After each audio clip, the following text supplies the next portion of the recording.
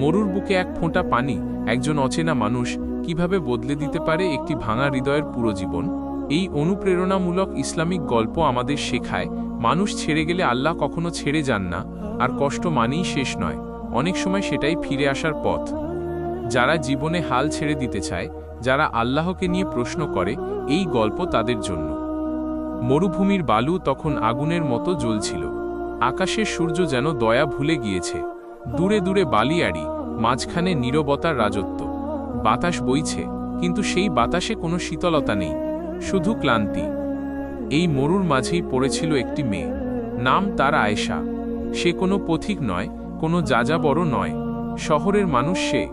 শিক্ষিত, স্বপ্নবাজ, একসময় আল্লাহর খুব কাছের বান্দি, কিন্তু জীবনের এক নির্মম আঘাতে সে নিজেকেই হারিয়ে ফেলেছিল। আয়েশা বড় হয়েছে এক মধ্যবিত্ত, ধর্মভীরু পরিবারে। ছোটবেলা থেকেই সে নামাজ পড়ত, কুরআন শিখত।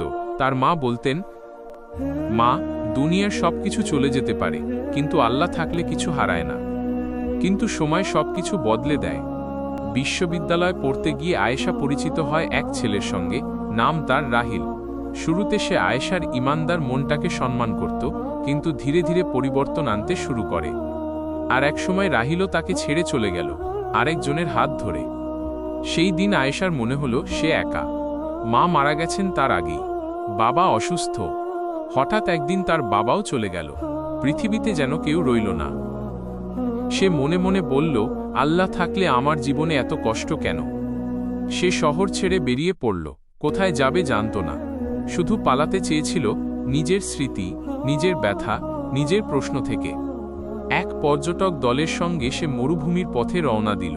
ভাবছিল, এই শূন্যতার মাঝেই হয়তো সে নিজেকে শেষ করে দেবে, আল্লাহকে অভিযোগ করে জীবনটা ফেলে দেবে। হঠাৎ এক ঝড় এলো, বালু ঝড়। কাফেলা ছত্রভঙ্গ হয়ে গেল। সে একা পড়ে গেল বিশাল মরুভূমির মাঝে।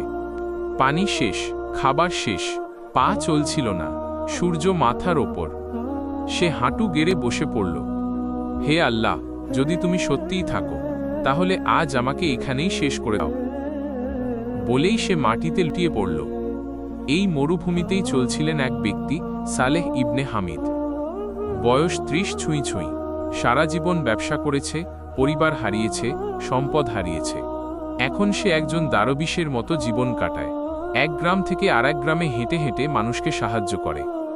সেই দিনও সে যাচ্ছিল দূরের এক জনপদে। হঠাৎ দূরে কিছু পড়ে থাকতে দেখে সে থেমে গেল।